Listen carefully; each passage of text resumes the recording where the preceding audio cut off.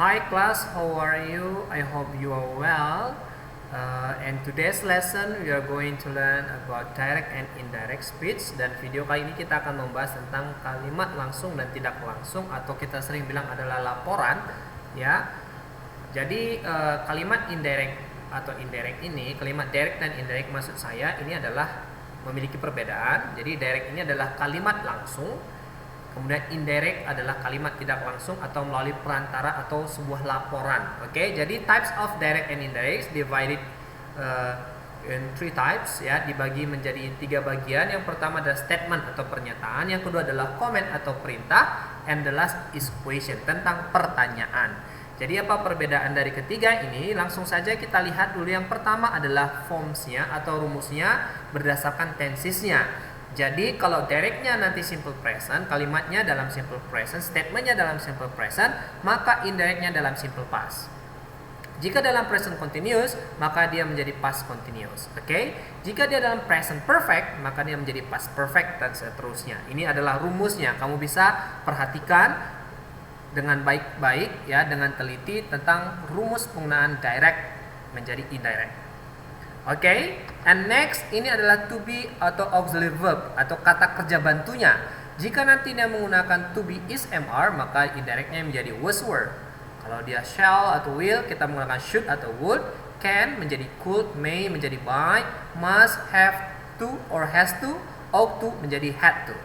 Oke, ini adalah kalimat semuanya diubah menjadi past.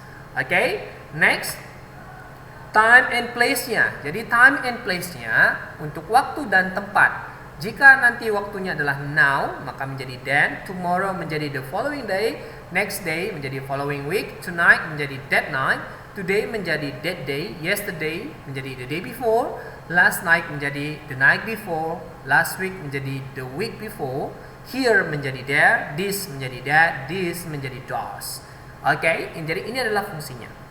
Selanjutnya adalah statement. Kita bahas satu persatu. Dalam indirect statement, kita menggunakan kata that sebagai conjunction atau kata penghubung antar introduce phrase, ya, phrase maksud saya, dan kata-kata yang dilaporkan seperti report words-nya.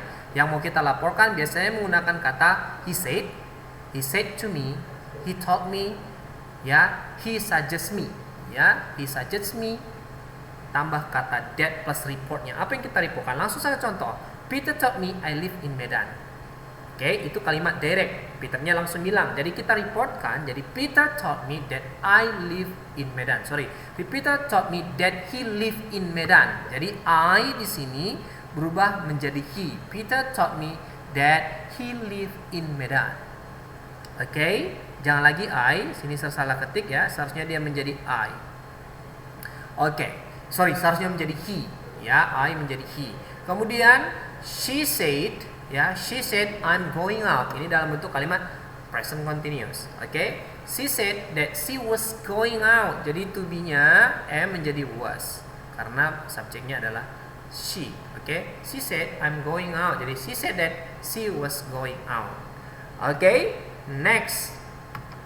Apabila kalimat pengantarnya dalam bentuk simple present tense, maka kalimat yang dilaporkan tidak mengalami perubahan. Khusus jika nanti seperti kalimat seperti dalam simple present, yaitu menggunakan kata says, tidak mengalami perubahan seperti yang tadi. Seperti ada kata told me, ya, said to me, suggest me, ya, itu kita kembali tetap sama, tidak mengalami perubahan apapun. Jadi Peter said that he, yang berubah hanya kata subjeknya saja, ya. Peter says that he don't like English, ya. Kemudian Noah say, ya, I go to restroom, and Noah said that he go to restroom. Oke, kita hanya melaporkan, ya, hanya khusus pada kata says seperti ini. Next, comment. Comment itu adalah perintah. Jadi ada 2 dalam kalimat positif dan kalimat negatif. Kalau nanti kalimat positif pada kalimat perintahnya, maka kita menggunakan kata to. Contoh, Sir John asked me, open your book. Itu adalah kalimat positif. Maka Sir John asked me, ya, atau ask you, ya, Sir John asked you to open your book, ya. So John asks you to open your book. Ya, lagi-lagi di sini salah ketik. Ya, atau John asks us to open our book. Tergantung daripada subjeknya. Oke, kemudian pada negatif komennya ya kita tambahkan kata not to. Oke, not to. Sekali lagi saya jelaskan di sini, you di sini seharusnya your book. Oke. Selanjutnya bagian negatif kita tambahkan not to pada kalimatnya. Do not do that. Don't do that. Oke, itu kalimat larangan. Ya, he taught me don't do that. He taught me not to do that. Itu kalau dalam kalimat negatif. Jadi kalimat komen cukup jelas ya kan? Oke, next. Selanjutnya question. Question biasanya kita menggunakan unsur 5W tambah 1H, yaitu adalah where, when, why, what, who, and how. Jika nanti kalimat questionnya diawali dengan kata ini, contoh the man asked me, where do you live? Maka kita where-nya kalimat reportnya atau indirectnya, maka the man asked me where I live. Karena ini adalah kalimat simple present, maka kita menggunakan kalimat past-nya. Ya, kemudian John asked Peter, why do you get angry with me?